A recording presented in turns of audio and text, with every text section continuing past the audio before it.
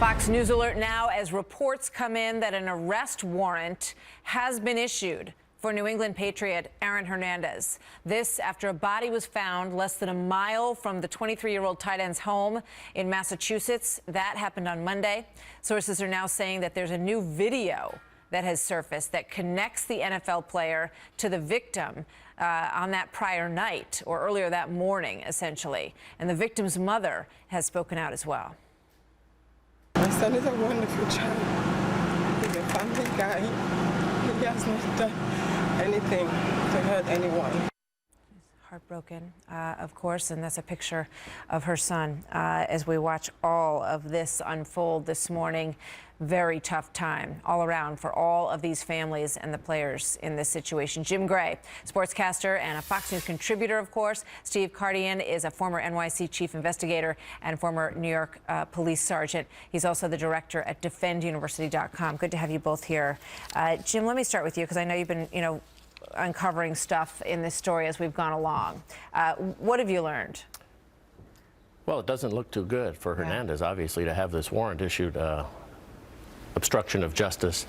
I guess that would get him in so that he would at least have to answer to those questions if he is being uncooperative. And we're told first he was uncooperative, then cooperative, now once again uncooperative. This will bring him in. Obstruction of justice, you don't know where that could lead to, but certainly all signs are indicating that he's had a role in this affair. Yeah.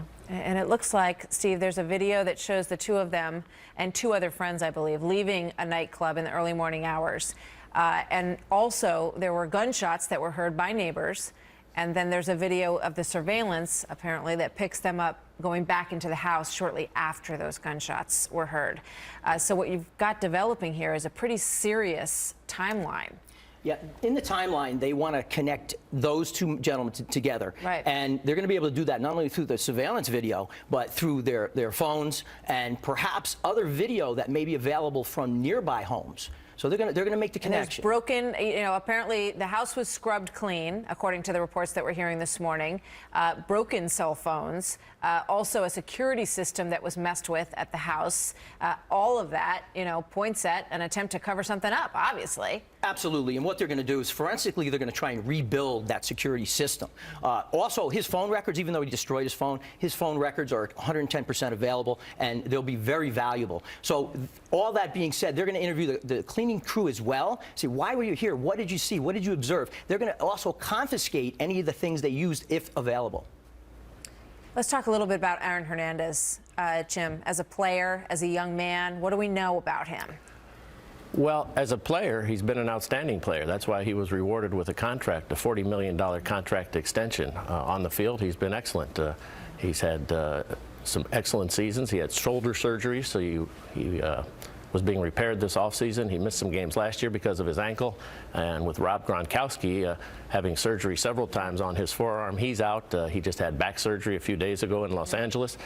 So the future on the football field was very bright for Aaron Hernandez, but he's had a troubled existence. Gang activity reported when he grew up in Bristol, Connecticut. He's been accused now in Florida of shooting a friend of his who was in the car in his arm. It traveled to his face. It took out his eye. A $100,000 lawsuit has been refiled. Surprising that yesterday. That story didn't surface until all of this came out, isn't it? It looks as though his friend was covering up and protecting him, and now he wants money. But the guy's making $40 million, and he's only suing him for $100,000, so that doesn't add up either. That doesn't add up at all. And he wouldn't identify him to the police in Florida. Was in the hospital for 2 weeks and said he didn't know who it was who shot him. So on the field, he's been excellent. Off the field, he also admitted to marijuana use. That's why he slipped considerably in the 2010 draft. I talked to a couple of player personnel directors who said they really didn't want any part of him. That's why he went in the fourth round. And you were saying before we started, there are parallels to the Ray Lewis story. Well, Ray Lewis was involved in that double murder, which took place after the Super Bowl in Atlanta. Obstruction of justice is what he ended up pleading to. Nobody has been convicted in that case but Ray Lewis.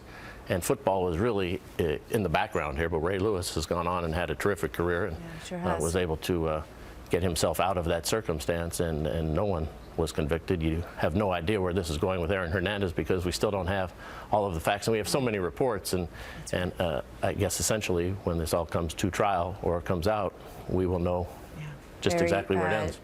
tense and tragic times for all these families involved and the players and all of it. So thanks you guys for coming in. Steve, good to have you here. Jim, always a Martha, good to see pleasure. you. Thanks very much.